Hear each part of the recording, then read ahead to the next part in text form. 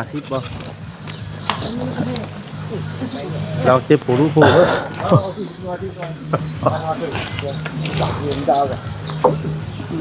โอ้ขึ้นแล้วตะกี้ว่าสิใช้มือยาวบ่คือใช้มือยาวขึ้นมาหรอคือบ่คือขึ้นมาเองเนาะพี่น้องเอ้ยเบิ่งโอ้คักดีนี่เรียบคักดีเนาะนี่พี่น้องเอ้ยขึ้นมาเทิงแล้วก็ถือว่าสูงคักอยู่ต่อไปก็ให้เราเอาดินเอาหยังเข้ามาพื้นนำจังบ่ได้เข้าเนาะเวลาฝนตกฝนดินมานี่เด้อ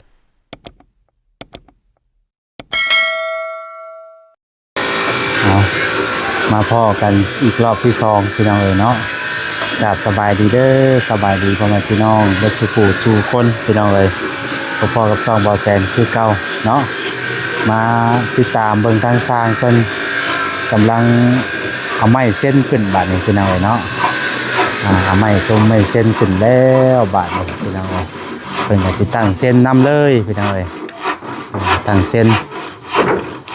เพราะว่าแป้งกระปูสำเร็จแล้วเนาะ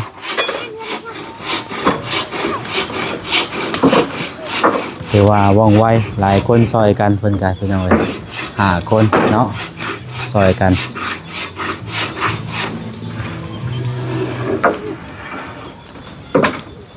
เป็นไม่เส้นเลยมันนี่ไปเอานี่ใส่เสื้อเจ้าไปนี่ล่ะ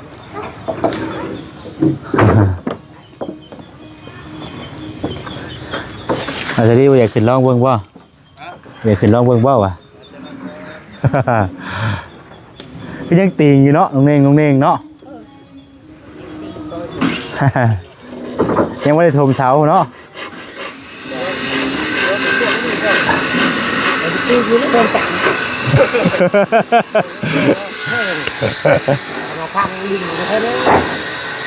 เอาต่อเนาะเอาต่อมันตีอยู่แล้วเนาะ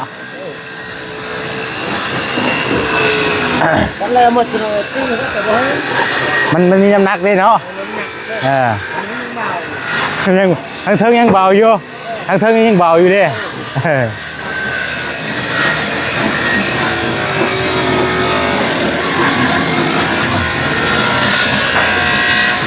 นี่จะเป็นทั้งเทิงเนาะประมาณนี้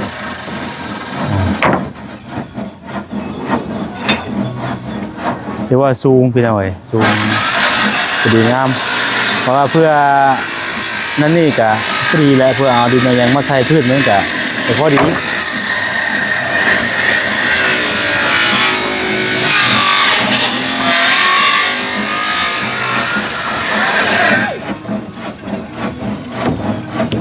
พิ่นจะพากันคนไม่เส้นขึ้นป้าไว้เทิงเลยเนาะมาหอยามเอาใส่กันมันจับใส่รถถือว่ากว้างเติบได้พี่น้องเลย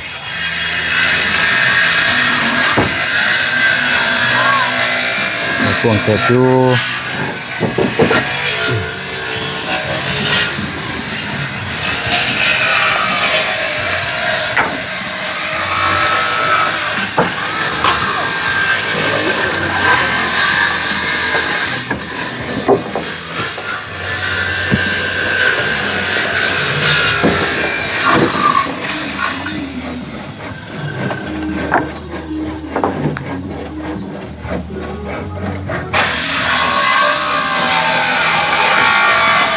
ติดตามเพิ่มเรื่อยๆตัว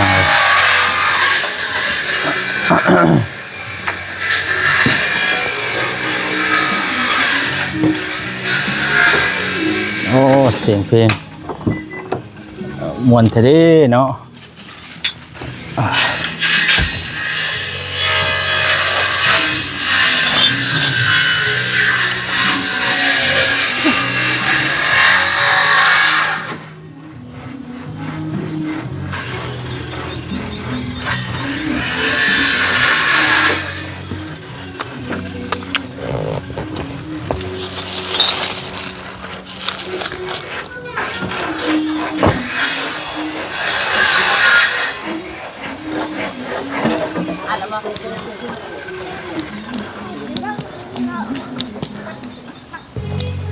เอาไงพอเป็นก่อน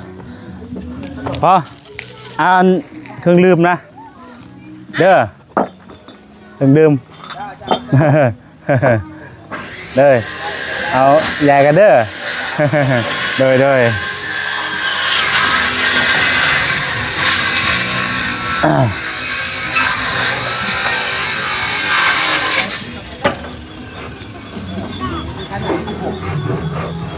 มาพี่น้องเอ้ยคักอยู่บ่ได้ขึ้นไปเทิงดอกพี่น้องเอ้ยเนาะใส่แขนยาวเอา ใส่แขนยาวเอา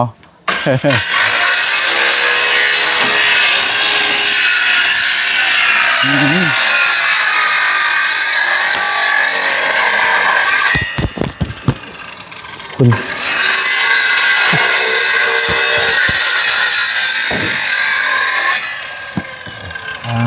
จ้า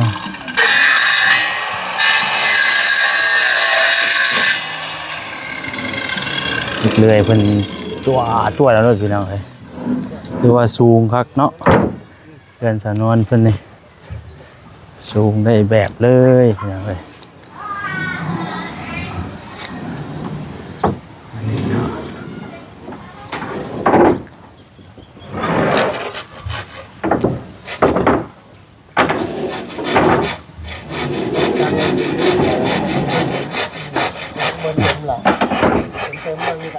เบิ่งนี่ก็คืออีก10บ่โดนถ้าเพิ่นได้เฮ็ดแบบเต็มที่ดีจัก2 มื้อ3 มื้อเนาะก็เกือบพุ่นแหละพี่น้องเอ้ย 2-3 มื้อก็เกือบพุ่นแล้วเนาะ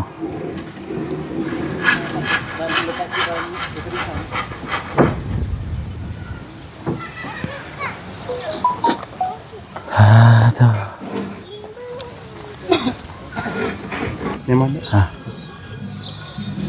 ไปพี่น้องเอ้ยพอจะขึ้นลงเบิ่งบ่ขึ้นอยู่บ่นี่ว่าสิดีขึ้นยางใต้ขึ้นก็เนี่ยลองคันหลายใหม่บ่เสมอแต่ว่ามันหักเลยฮอดเถอะปกติขึ้นหลายคนได้บ่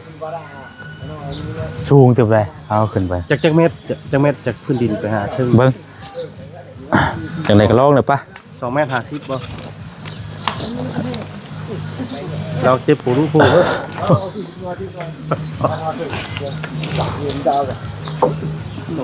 โอ้ขึ้นแล้วตะกี้ว่าสิใช้มือยาวบ่คือใช้มือยาวขึ้นมาหรอคือบ่คือขึ้นมาเองเนาะพี่น้องเอ้ยเบิ่งโอ้คักดีนี่เรียบคักดีเนาะอันว่าเฮาตอกไม้เชล่านี่เอาเล็กตะปูยังพอตอกนะเล็กตะปู5ก็ได้บ่ได้ตะปูนะตะปู6บ่ได้เนาะบ่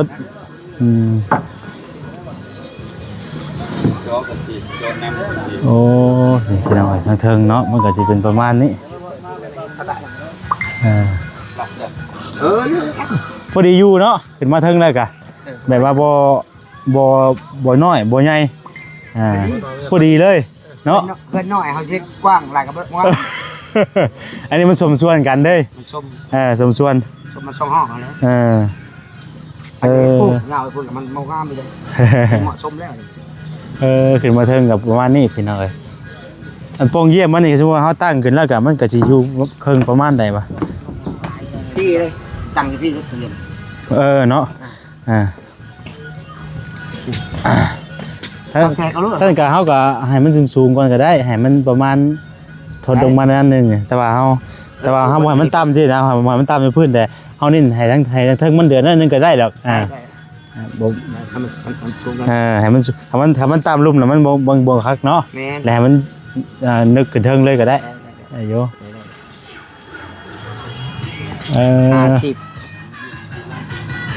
เพราะว่าใส่2แผ่นนี่ก็น้อยเลยของปากของมันเม็ด1สูงก็เม็ด1ใส่2วีเด้คือว่ามันเป็น2วีเดี๋ยวมันกำหอมมันก็บ่ควงปานใดเนาะแต่ว่ามันก็มอกระป๋องเดียวได้เนาะแม่นบ่พอเดียวใส่2ปองพี่เด้อผม2วีเด้ให้พุ่น2วีเพราะว่าหอมมันก็บ่ได้ใหญ่เนาะจักเม็ดนี่บ่ 2 เมตรปลายบ่ 2 เมตร2 เมตร50 2 เมตร50บ่ นี่ของ5 เมตรเด้ เอาปองหนึงบ่ใช่เนาะถ้า2ปองมันก็สิประมาณนั้นเนาะแบบนั้นเนาะ แม่นแหละ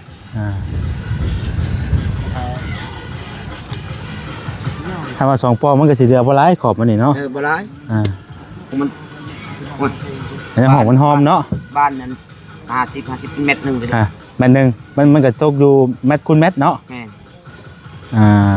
มันคูณเม็ด 2 เด้ 2B แบบตัวนี้มันเป็นแค่เด้อันนี้เป็นแค่ สิตั้งมื้อนี้เลยบ่หรือว่าได๋ ตั้ง อ๋อตั้งมื้อนี้เลย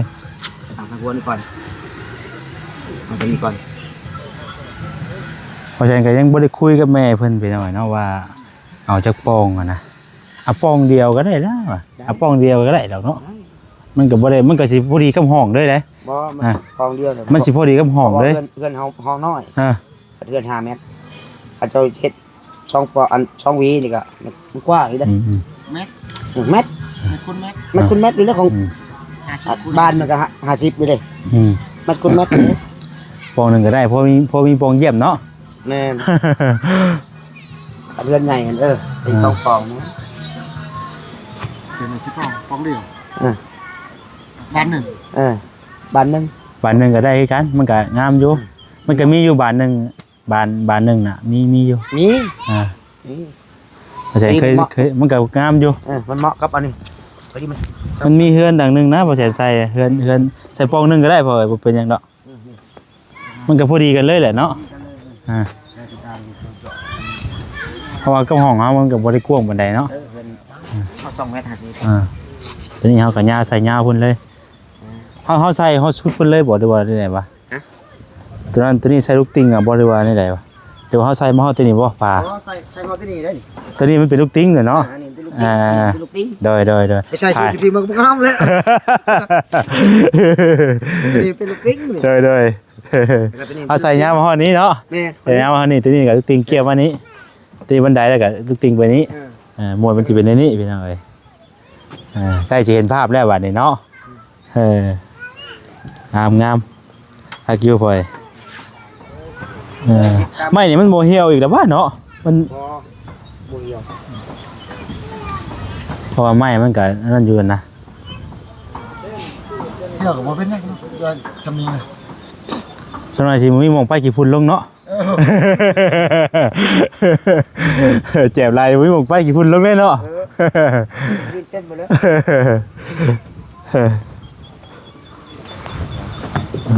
ฮักอยู่พี่น้องเอ้ย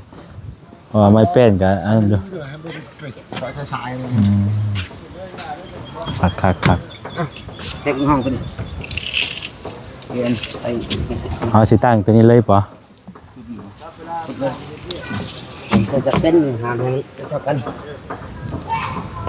ทั้งหัวห้ามบ่ได้ใส่ปองเยี่ยมไปหน่อยเนาะแบบอัดแอมเต็มเลยใส่แต่ข้างนี้กับข้างนี้ อะไรเพียงแล้วก็ปอกเยี่ยมนี่ก็ ประตูเขาก็อาจจะตั้งอยู่ประมาณข้างเขาต้องตั้งอยู่เจบ่ประตูเจซี่บ่ กลาง ฮะทางกลางบ่ทางกลางมันจะงามบ่เนาะทางกลางก็ได้นะได้ตามมักเนาะตั้งเจได้ดีกลางแล้วมันก็บ่คักปานใดได้กลาง บ่ขับไปใช้เจ๊บ่อยากได้ใช้เลยบ่มักไปใช้เจ๊ บ่เอาต้องเอาเจนะนี่เฮาตั้งใส่ข้างนี้กับข้างนี้นี่ในประตูมันอยู่ใกล้ๆกันที่นะ กันช่องทองเลย แค่นี้มันมีแบบว่าเฮาแนมกับว่ามันก็แบบว่าบ่ทะลุกลางโลดที่นะมันยังมีหม่องบังมันยังพาขึ้นเด้เอาขอบเอามันจะงามตั้งไปสิใกล้กันไปสิจะงามกว่าใครว่าตั้งกลางมันจะบ่งามปานใด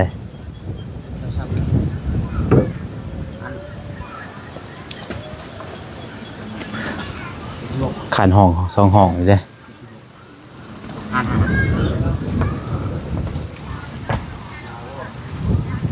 โอ้หลังคาแล้วก็มุนไปได้เนาะจ้ะเปิดโล่งเลย ใครอยู่ยังมีคน เย็นจะจ้อยได้ไปแต่เนาะ มีคนกันคนมากเลยห้อย เปิดบ่ได้เนาะ สมัยจะที่มาเลยงานให้หา คือว่าสร้างเพิ่นก็เครื่องไม้เครื่องมือครบหมดเลยพี่น้องเอ้ย แบบใส่เครื่องตัดอารมณ์เนาะ อะไร50เซนเบิ่ง แล้วก็ปูเพิ่นก็ใส่ เพื่อนไม้ ซองพี่น้องเนาะใส่ข้างละซองบ่ให้มันแอนขึ้นมาเด้แล้วเฮาตอกกลางมันจะแอนข้างตอกเป็นมันต้องตอกขอบ2ขอบไปสิโอ้เห็นมาถึงแล้วก็คือว่ากว้างดีพี่น้องเอ้ยพอดีอยู่เนาะกับลูกกับเต้าแล้วคักอยู่คักอยู่พี่น้องเอ้ยอันนี้จะเป็นภาพมุมสูงอยู่เรือนของสานวนเพิ่นเนาะประมาณนี้พี่น้องเอ้ยขึ้นมาถึงแล้วก็ถือว่าสูงคักอยู่ต่อไปก็ให้เราเอาดินเอาหยังเข้ามาพื้นนำจังบ่ได้เข้าเนาะเวลาฝนตกฝนดินประมาณนี้เด้อพี่น้องเด้อเนาะปัดแล้วนี่แฮงงามได้พี่น้องเอ้ยคักเนาะ สนุนน่าจะนอนบ่รับเอาไม้มาป้าไว้2มื้อนะ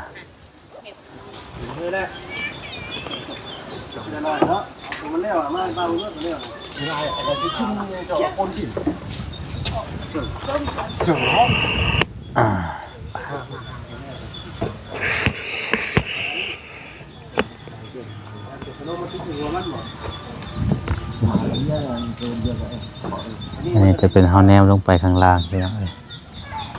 บันไดขึ้นนี้เนาะว่าบันไดแล้วก็สะดวกหรอกเนาะขึ้นง่ายลงง่ายอยู่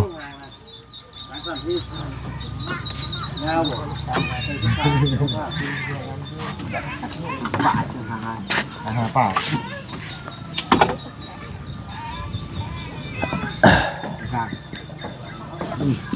แต่โน้นเพิ่นมายามนะบ่สอนไส้นี่เนาะ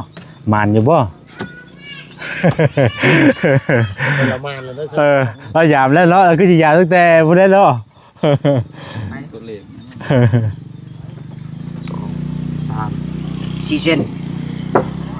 4 เซน คือแบบ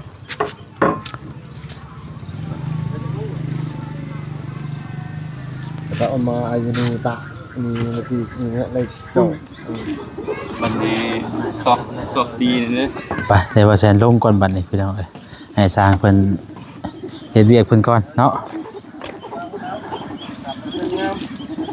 เอาสิดิมาเอาข่อยได้ข่อยสิลงนี่ขี่บ้าก็ได้ปะ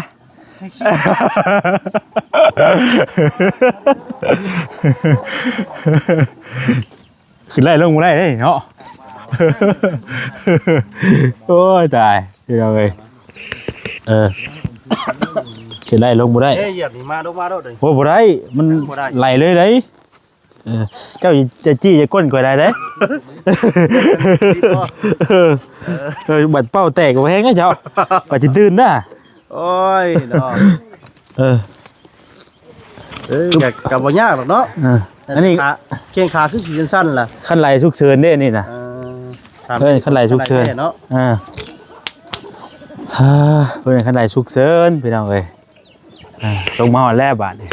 โอ้ชักอยู่ขึ้นไปเทิงนี่แบบ สวยงามเลยขึ้น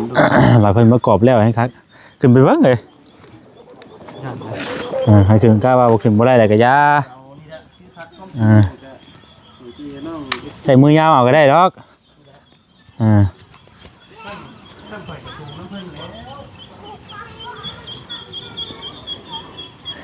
ประมาณนี้พี่น้องเอ้ยไปซะเนาะทางเฮาก็จะขอโทษจบคลิปไว้สำนี้ก่อนพี่น้องเอ้ยติดตามมื้อต่อไปเพิ่นแหละเนาะวันนี้ทางบ่ชันสิมาอัปเดตให้พี่น้องเบิ่งใหม่นี่แหละแป้นนี่ก็จะเป็นแป้นล่มเลยพี่น้องเอ้ยแป้นนี่ก็ยังอยู่ถือว่าพอดีเลยบ่จักว่าแป้นนี่ตัวนี้เป็นแป้นล่มตัวนี้เนาะล่มหาแป้นบ่เดี๋ยว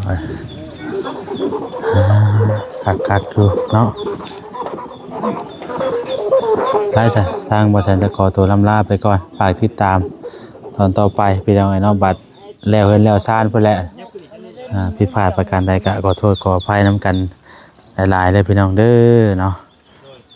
ก่อนอื่นกะทางบริษัท ขอบคุญขอบคุณผู้รักผู้ใหญ่เนาะที่เอ็นดูทางครอบครัวของเอิ้นนวลเพิ่นเนาะให้เทือนให้ซานสร้างเรือนสร้างชานให้จนแล้วจนทั่วพี่น้องเอ้ยเนาะขอบคุญขอบคุณทางผู้รักผู้ใหญ่เพิ่นหลายๆขอให้เพิ่นอยู่ดีมีแฮงมีแต่ความสุขความเจริญเด้อเนาะมีความสุขกายสุขใจปรารถนาสิ่งใดก็ขอให้ได้สมดังปรารถนาพี่น้องเอ้ยเนาะขอให้มีแต่ความสุขความเจริญพี่น้องเอ้ยเนาะอยู่ดีมีแฮงเด้อเนาะ